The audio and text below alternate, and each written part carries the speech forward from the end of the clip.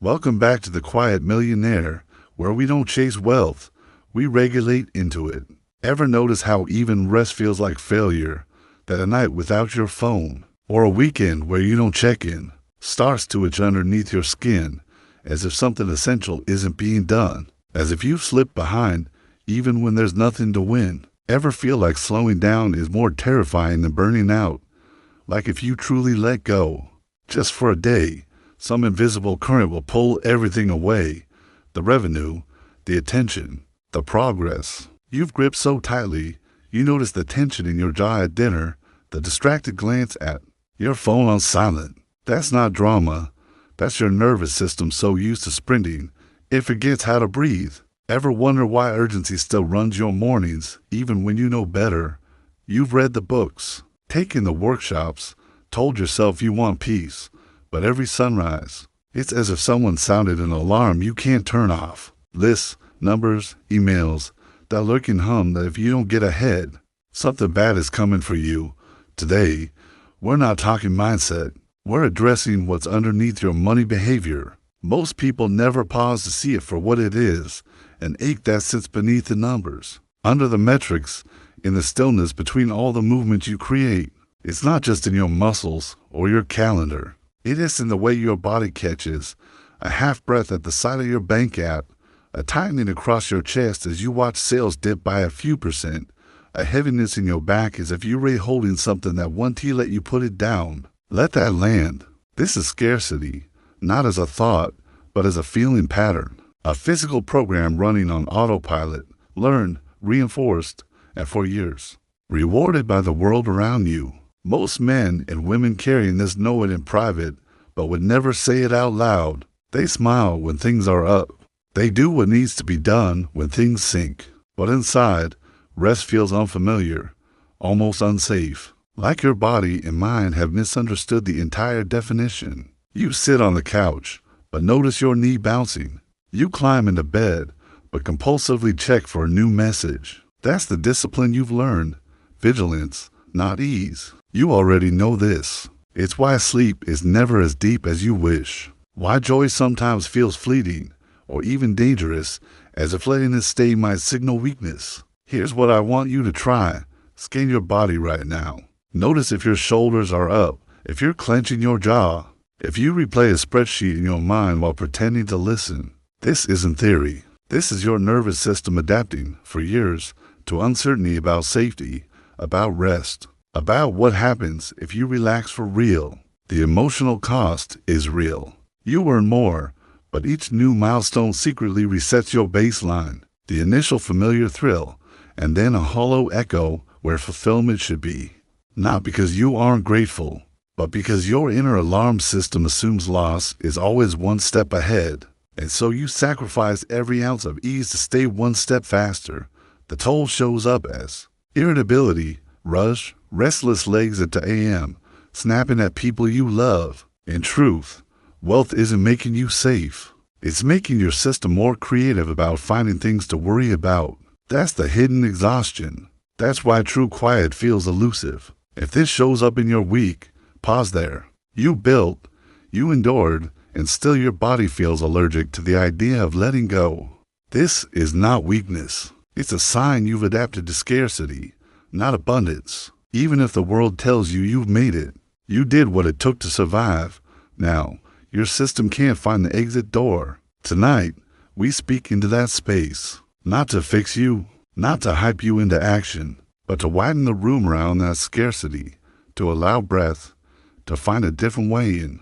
A ritual for quiet wealth and rest, not a technique you master overnight, not a hack, but a steady, repeatable anchor, so your body learns to trust wealth, not just chase it or brace against losing it. Here's where most people get stuck. They try to outwork the tension. They add more. They burn out, then blame themselves, promising to balance better next time. You don't shift this with more effort. You shift it by teaching your nervous system that wealth can be safe, staying, predictable, that you can rest without consequence. We'll walk together through 3 quiet shifts, not to change your mind. Here's the sabotage pattern. You've been trained to spot the next finish line. Before you've even caught your breath from the last one, You tell yourself, I'll take a break after this. But the goalpost moves. That's not momentum. That's compulsion disguised as discipline. You've normalized burnout, called it progress. You wear tiredness like a medal, and when you try to slow down, your body interprets it as danger, not relief. Let that land. Most people aren't just working long hours. They're building their entire sense of safety around work. You respond to stacked emails at 11 p.m., telling yourself, I'm just being responsible. You apologize for missing non-urgent calls because you think availability equals value. You check Slack at dinner. Your phone charges on the nightstand so you never fully leave the office. This isn't about ambition. This is about nervous system confusion.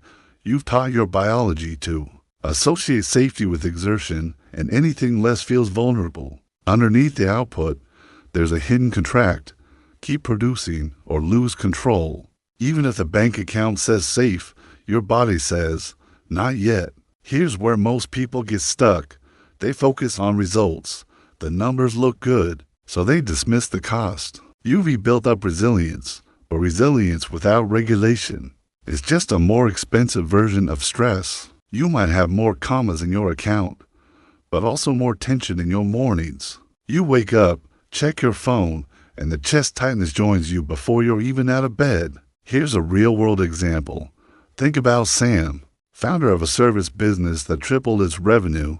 From the outside, he's winning. But after each big month, Sam can't let himself rest. He spends his weekends reworking spreadsheets, scanning for potential threats, not because he wants to, but because rest now feels reckless. He tells himself, if I take my hands off the wheel, it all falls apart. He tries a vacation, only to feel more anxious the moment he unplugs. Every missed notification spikes his heart rate. His partner asks, why can't you relax? He doesn't know how to answer. Because it isn't about the work anymore. His body only recognizes high alert. Normal is now a state of monitoring, not breathing. If this shows up in your week, pause there. Constant output has become your comfort zone. But it's not comfort. It's just familiar dysregulation. These patterns run deep because they once helped you survive. Maybe you grew up around instability, so you learned that the only way to keep things safe was to stay ahead, always scanning, always fixing, always producing. Those survival strategies work until they don't. You learn to tie accomplishment to control.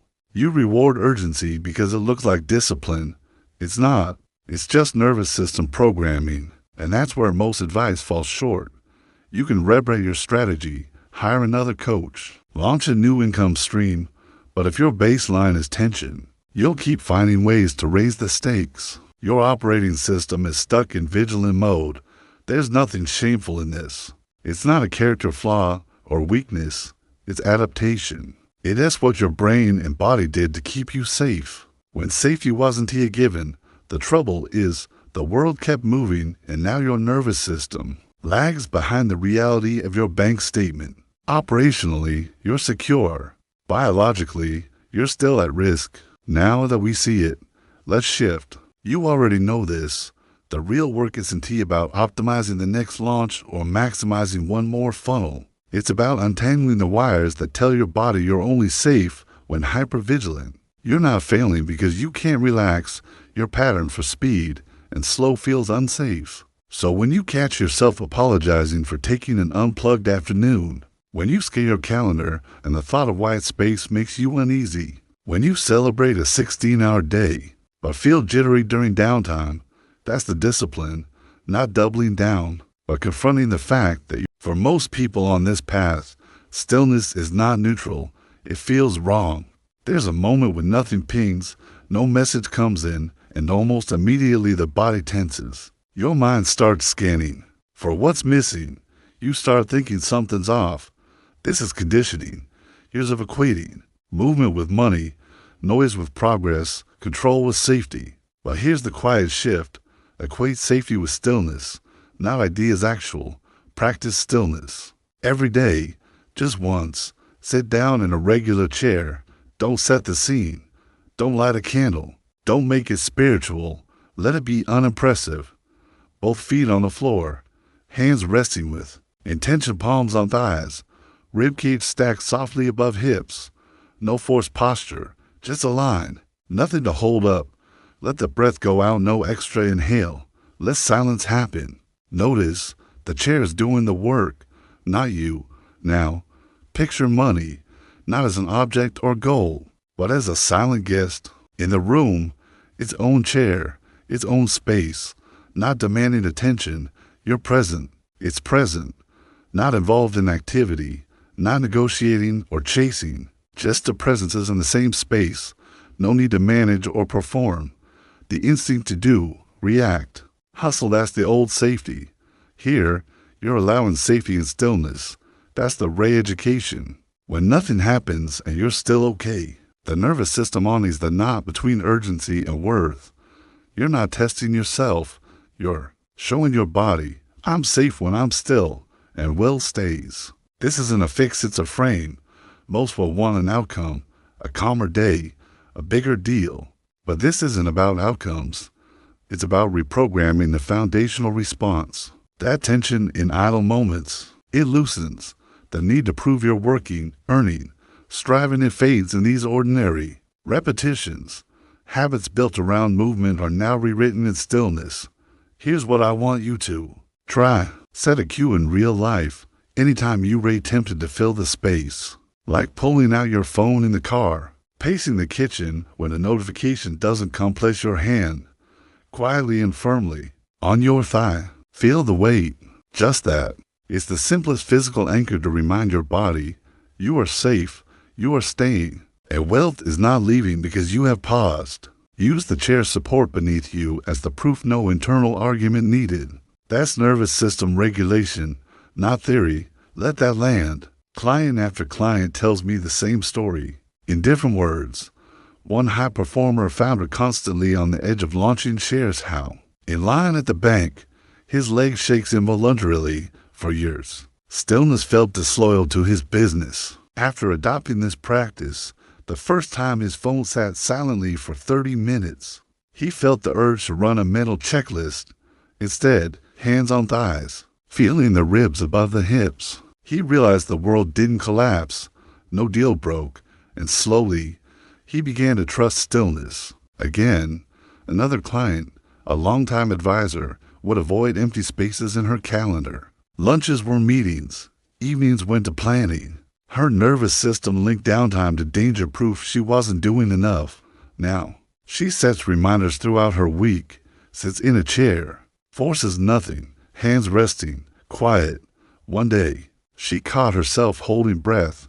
She let it go without trying to perfect any part of it. Silence was safe, no apology, no nervous scan for the next task.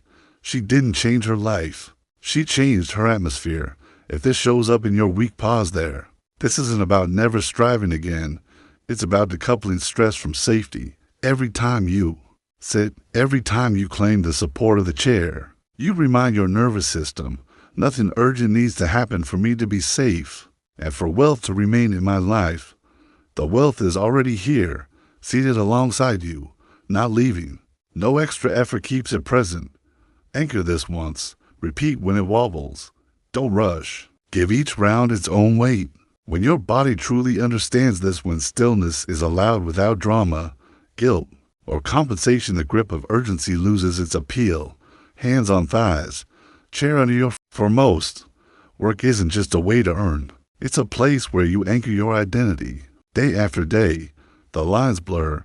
More output equals more worth. It gets rewarded. It gets noticed. It keeps you afloat. And even when it hurts, the pattern feels familiar. Running on adrenaline, feeling 10 feet tall on a busy day, then uneasy the moment it's quiet. It asks not that you don't trust yourself. It asks that you rewire the belief that value and effort are twins. When effort dips, so does your sense of self-respect. The cost is simple. Every time you stop, your nervous system searches for evidence. Am I still okay? Am I still wanted? Here's what I want you to try. Before you stand up from your next work session, put your hand flat over your sternum. Weight and say, quietly or out loud, my value is whole, even here, at rest. Let that land, not as a hack or a mantra, as a new baseline pattern. At first, it will feel awkward. You may notice your mind jump to the next email, or a timer go off, or guilt flicker across your chest. That's not failure. That's your nervous system showing you where the old code still runs. You are seeing a precise, biological moment when your body expects you to chase, and you're not chasing. That's the discipline. Catch yourself here, retrain the association. This isn't a fix, it's a frame. Notice a client who built this in. With a background in tech, he tracked every minute, and if he wasn't glued to his laptop, anxiety spiked. We began with the smallest intervention, a 3-minute pause at the end of each work block. No phone, no calendar, just his hand on his chest, saying, "My presence is enough. I don't need to earn this moment by doing more." 2 weeks in, he was no longer squeezing in tasks past 9 p.m. By month 1, his sleep improved. But more than that, his urge to undo a win by over-delivering or spending the bonus started to fade. He was learning in real time to retain gains rather than spend them to reset the cycle. If this shows up in your week, pause there. Another example, a founder with a history of high-stress deal-making. Her deal cycles ran on panic and follow-ups. She believed, deep down, that landing the client was proof of her worth. She journaled after every negotiation, "What changed just because I rested?" Slowly, she noticed something critical. The money didn't disappear. The world didn't move on without her, pausing after a negotiation. Resisting the urge to compulsively check her inbox became the training ground. This is how nervous systems adapt, not by willing it, but by evidence. I can stop. My value continues, untouched. This isn't theory. This is your nervous system adapting. The pattern goes like this. No matter how successful you become, if your sense of value rises and falls with activity, you'll burn off the surplus emotionally, then financially. Emotional boom and bust cycles turn into reckless spending, overinvestment, or self-sabotage. You land the deal. You reward yourself by working harder or spending more because you subconsciously need to prove. You rate deserving by outputting again. When you break this loop, your wins stick. Your money stays. Not just because you're careful, but because your body doesn't need to reset the pattern by throwing the gains away. If you want a visual, picture that tree in winter, barren, no leaves, no shade, no work being done in the obvious sense, but the tree is alive and valuable regardless. Its worth doesn't disappear until spring. Its worth is expressed differently. This is you, learning to stay whole in all seasons. Let that land. Build capacity, not speed. Here's a concrete example in a financial negotiation. Let's say you're about to close a partnership deal. The old pattern says, "I need this to validate all the late nights. I should go the extra mile, even if it's not in the contract, just to prove my seriousness." You overextend, throw in additional features, reduce your price, maybe even apologize for asking for more. When your worth is fused with what you can prove in the moment, you negotiate against yourself, trading stability for the shot of relief that comes with over-delivering. Now, imagine the shift. You finish the proposal. You place your hand over your sternum. You remind yourself, "My value is whole, even at rest." You breathe. You wait. Let's flip this because most of you keep missing the mark. High achievers spend their energy outwards. They over-deliver in meetings. They reply fast to every ping. If someone offers praise, they wave it away and shift the focus. If there's a deposit in the account, they open a browser, split it into bills and reinvestments, and get right back to work. The pattern is action, not absorption. Giving, not receiving. It looks responsible. It feels familiar. It keeps you tired. Try this instead. Let receiving be the event, not what you do with it next. When money comes in, pause. Before allocating, before earmarking, before justifying the next spend or debt or upgrade.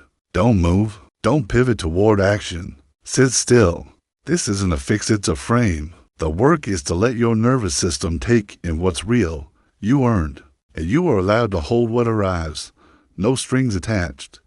No built-in debt to output more, prove more, or give it away. Just sit with the gain. Notice what rises: tension, discomfort, maybe relief. Let that land. Here's what I want you to try. When those expected funds hit or a surprise deposit appears, don't reach for your phone. Set your palms flat on your desk or press them gently against your thighs. Keep your eyes open or close W. Whatever feels most neutral for you. Breathe in. Notice your chest. Notice your hands. Feel the weight of the money not as numbers, but as substance. Picture it sitting, untouched, in your account, not running away, not spilling over into obligations or upgrades. Still, clean, present. Keep your attention on your body. Let your shoulders drop. If your jaw is tight, loosen it. Feel how your nervous system might want to do: spend, plan, apologize, reinvest. See if you can hold, not move. Breathing into the urge to act and letting it pass. The gain is here. You get to watch it. Proof that you can provide for yourself. No repayment needed. If this shows up in your weak, pause there. You already know what sabotages this. It's what happens right after the pause. The itch to allocate. The spreadsheet routine. The guilt that comes up if you wait too long. Maybe it sounds like, I should be putting this toward the card, the bills, the business. Maybe it's less about the money and more about not feeling comfortable with having more. That's not truth. That's nervous system history. Old patterns of scarcity dressed up as discipline. The ritual is brief but deep. 5 full breaths with the physical feeling of receiving anchored in your body. With every inhale, allow the sense of abundance to expand. With every exhale, allow yourself to stay. You're anchoring your system to safety, not scarcity. That's the primary shift. This isn't theory. This is your nervous system adapting. When clients first try this, most feel jittery, distracted, or guilty. They want to get busy again, keep momentum, stay productive. Old metrics business, generosity, self-sacrifice die hard. That's why the pause has to be physical. Palms down, shoulders dropped, eyes soft. If your mind wanders, bring it back to sensation, the air moving in, your feet on the ground, the feeling of the chair supporting you. Nothing to repay, nothing to solve, just being a receiver, not just a mover of money. Anchor this once, repeat when it wobbles. Over the next few weeks, notice the space this creates not just in your account, but in your head and in your body. You're not hoarding, you're not avoiding responsibility, you're updating your pattern, adding retention to rotation, allowing your gains to register before they move on, making your field absorb the rain before it slips away. It doesn't have to be dramatic to be true. That's the discipline. Build capacity, not speed. Let's take a breath and settle something. It's not about what you add. It's about what you stop abandoning. Everything you've practiced in these shifts comes back to that. You're not building a different life. You're becoming able to stay with what already works in you. That's internal order. That's what real, quiet wealth is actually made of. But most people miss this because they want a finish line. Quiet wealth is present tense, never past, never future. So, you began this journey accomplished, maybe even wealthy on paper, but tired. You noticed it's not just your schedule that's full. It's your body that's tense. All that output, the extra calls, the endless strategy. It can look like discipline, but deep down, your nervous system knows the difference between signal and noise. Scarcity doesn't live in your bank account, it lives in your body. Let that land. Here's where most people get stuck. They push for safety by producing more. They believe if they just keep moving, the tension will finally pay off. It doesn't. What you're looking for isn't achievement, it's a lived sense of okayness. Not in your mind, in your skin. You already know this. That's why fixing your workflow never lasts. You have to look at the core, your capacity to stay with stillness and call it safe. So, here's what we practiced and anchored inside you: 3 shifts, not as theory, but as a way of building shelter around your nervous system. First, letting stillness hold safety. Second, freeing your worth from the need to work. Third, letting receiving be enough, period, not a debt to repay. These are not goals. They're rooms in your inner house. You step into them on command.